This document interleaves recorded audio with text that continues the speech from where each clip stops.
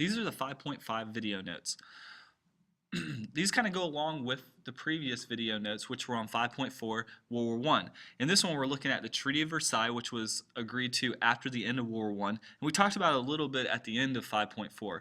Today, we're going to look at why exactly the U.S. did not go along with the Treaty of Versailles, and why the Senate rejected internationalism, wanted to go back to being more isolationist. We're going to talk about the disillusionment that happened after the war. We're going to talk about the Senate's refusal to ratify the Treaty of Versailles. We're going to talk about how the election in 1920 was very conservative and led to conservatives coming back to power, and the role of the United States in international affairs in the 1920s, where they tried to become more isolationist. According to the Constitution, foreign policy is really the domain of the executive branch, which is the president, but the system of checks and balances requires the Senate ratify all treaties. President Wilson had a central role in the drafting of the treaty, and his desire was for the United States to play a leading role in the League of Nations. However, the Senate refused to ratify that treaty and agree to it. Most of the members of the Senate that didn't agree with it, they were concerned with the fact that it would draw the United States into international conflict. And the whole idea that the League of Nations would be this collective security and require the United States to become involved in future military actions. And that's what they want to avoid. They want the United States to stay out of world affairs and not get drawn into military conflicts. This is a good political cartoon showing what the fears in the United States were about the League of Nations. They thought the League of Nations would tie our hands behind our backs and cause us to get involved in stuff that we shouldn't be involved in. In part, the rejection of the treaty was a result of political partisanship. What that means is that the Republicans on one side really disagreed with the Treaty of Versailles, and you had Wilson and the Democrats on the other side.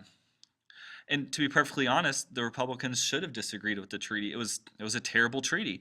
Germany was forced to accept full blame for the war. They had to pay damaging reparations that wrecked their government and wrecked their economy. And it's going to cause them to look towards a leader like Adolf Hitler, who was a strong leader. And then it's also going to lead to the League of Nations, which is going to cause the U.S. to get more involved in the world. The Treaty of Versailles is directly responsible for setting up the conditions that led to World War II, so they should have been against it.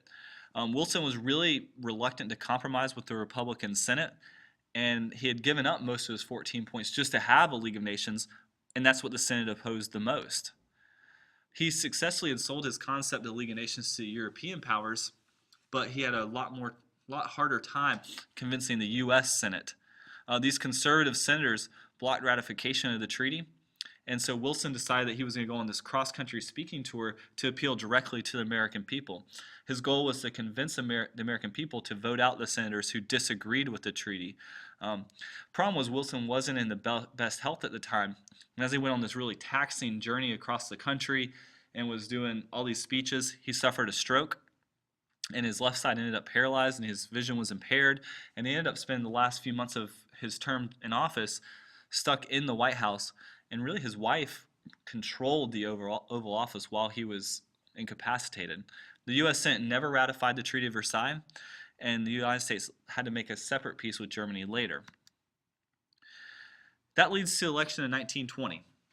And the election in 1920 was really a referendum on the League of Nations to see how the people in the United States believed about the League of Nations.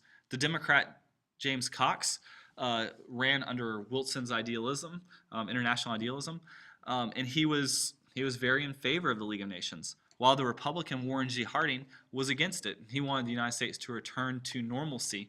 That was very popular at the time, and Warren G. Harding's going to win pretty easily if you look at the map below. The Republicans win a landslide.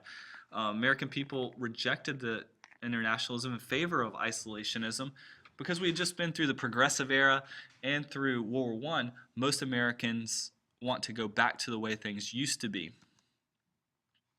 The United States rejected collective security, but that's not to say they rejected economic involvement with the rest of the world.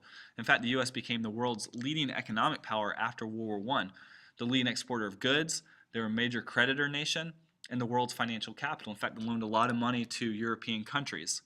The U.S. continued to be involved in Latin America, as you can see by the good neighbor policy, which was we were supposed to become good neighbors to Latin America, and it was actually the one time where we weren't so bad towards Latin America. The United States never joined the League of Nations. They did send observers to the League of Nations, but never actively participated. And And the United States also tried to make loans to Germany so that Germany could pay back their war reparations, and then in effect the U.S. would get money back too. The United States really took a hands-off approach to events in Europe as the dictators started rising to power in Italy and Germany in the 1920s and 30s. And really, if you think about what's going on in American history at the time, the stock market crash happened in 1929, which signaled the start of the Great Depression, and so Americans were far too concerned with our own domestic economic problems to really care much about what was going on around the world, especially seeing what was happening in Europe and knowing that there was going to be problems. Really were more focused on our own issues. In the 1930s, congressional hearings took place where they tried to see who was to blame for the United States getting involved in the war. And so people started blaming the weapons manufacturers for getting the U.S. in the war.